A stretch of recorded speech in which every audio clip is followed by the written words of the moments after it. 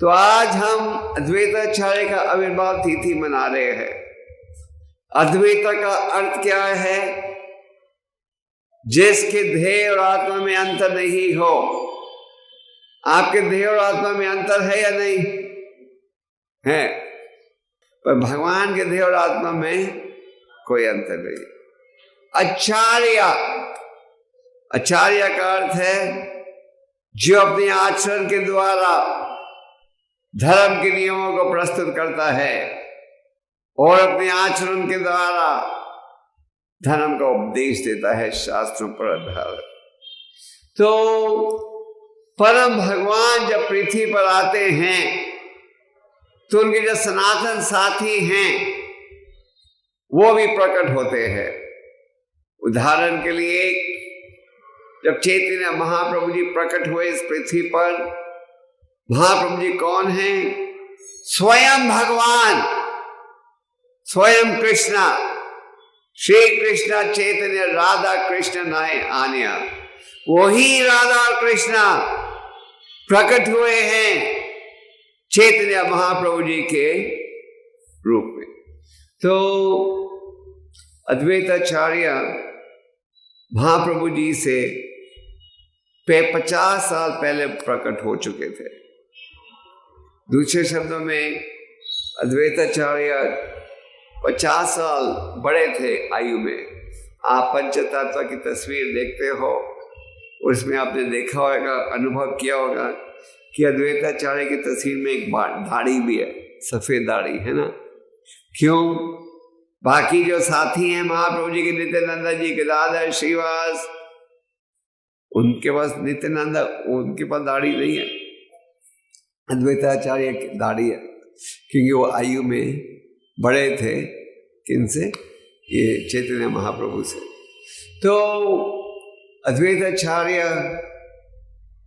को शिव जी का भी अवतार माना जाता है, महाविष्णु जी के अवतार थे। और अद्वैताचार्य उन्होंने भारत के तीर्थ के स्थानों की यात्रा की और तीर्थ के स्थानों की यात्रा के दौरान वो एक महान संत को मिले जिनका नाम था क्या? माधवेंद्र पुरी। अब माधवेंद्र पुरी से परिचित हो।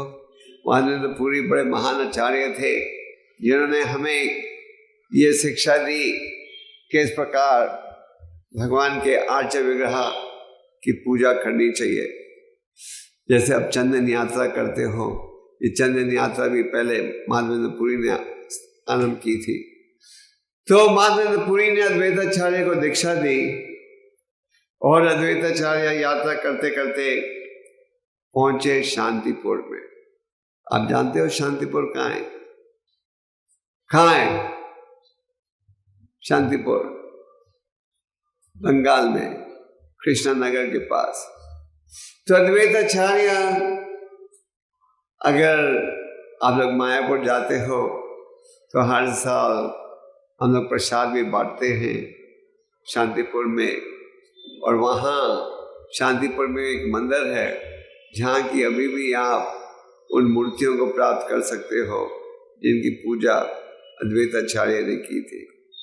वहाँ शालग्राम शिला है जिनकी पूजा अद्वैताचार्य ने की थी। तो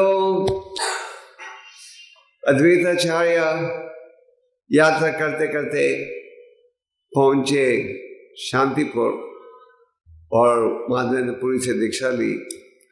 शांतिपुर में उस समय हरिदास ठाकुर भी रह रहे थे और हरिदास ठाकुर दिन में 3 लाख बार जप करते थे। तो अद्वैताचार्य और हरिदास ठाकुर एक साथ निवास कर रहे थे।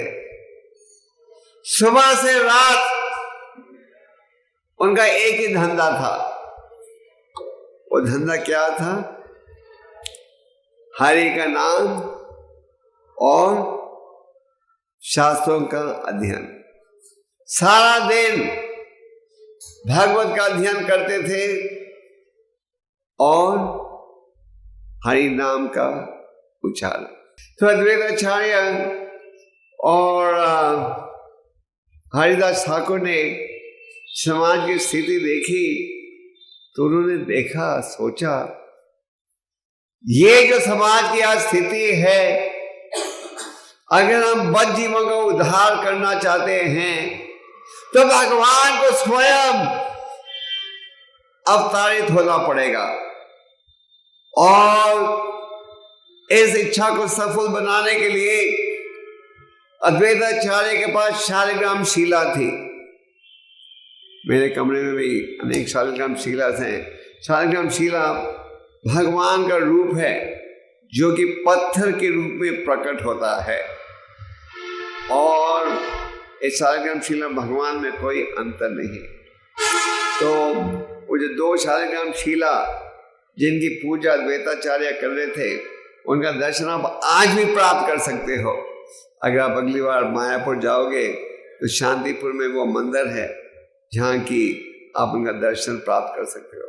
तो अद्वैताचार्य और हरिदास ठाकुर दिन रात हरिनाम का जाप कर रहे थे, शास्त्र श्रीमद् भागवत का अध्ययन चर्चा, और अद्वैताचार्य अपने शालिग्राम शिला की पूजा कर रहे थे तुलसी के पत्ते के साथ और जल के साथ।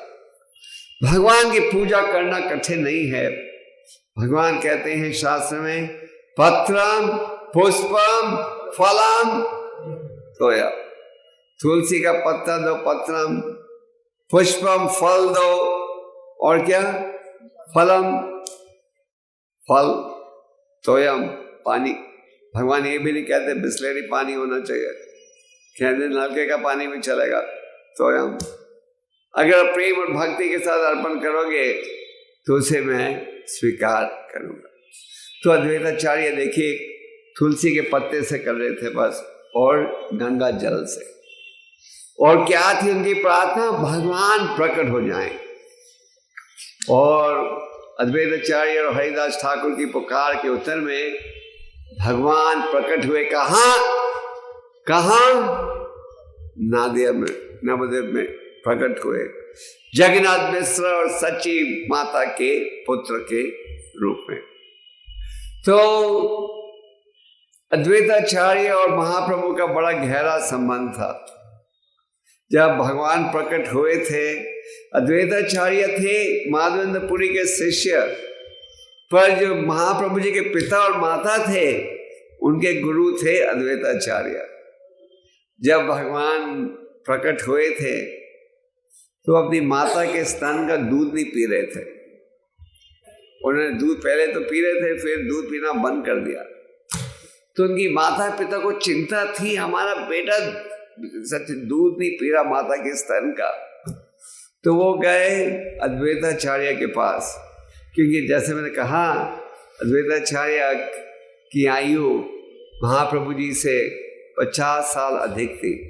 दूसरे शब्दों में अद्वैताचार्य 50 साल के थे जब महाप्रभु जी इस पृथ्वी पर प्रकट हुए। तो जगन्नाथ मिश्र ने कहा अद्वैताचार्य से कि मेरा बेटा उसकी माँ का स्तन का दूध नहीं पी रहा, क्या कारण है? तो अद्वैताचार्य ने कहा क्योंकि तुम्हारी माँ ने, तुम्हारी पत्नी ने दीक्षा नहीं ली हुई और तुम्हारा बेटा केवल प्रसाद ग्रहण करना चाहता है, इसलिए माता के स्तन का दूध नहीं पी रहा। तो फिर अद्वैताचार्य ने एक जगन्नाथ मिश्र और सच्ची माता दोनों को दीक्षा दी, और दीक्षा देने के बाद बेटे ने दूध पीना शुरू कर दिया। तो अद्वैताचार्य महाप्रभु जी के माता पिता दोनों के गुरु थे। तो अद्वैताचार्य की और हरिदास ठाकुर की प्रार्थना के उत्तर में परम भगवान प्रकट हुए इस पृथ्वी पर, और भगवान ने अपनी दिव्य लीला प्रकट की। तो अद्वैताचार्य को महाप्रभु जी बहुत ही आदर देते थे। चैतन्य महाप्रभु जी ने एक समय अपना विश्व रूप महाप्रकाश का रूप प्रकट किया था, और कोई चुने हुए भक्तों को ये दर्शन मिला जिनमें एक थी अद्वैताचार्य, जिन्हें उन्होंने अपने विराट रूप का दर्शन दिया। इस प्रकार अद्वैताचार्य की अनेक लीलाएं हैं और अद्वैताचार्य की कृपा से महाप्रभु जी प्रकट हुए।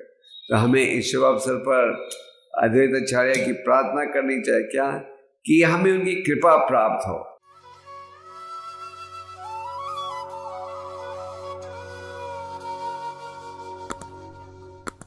हरे कृष्णा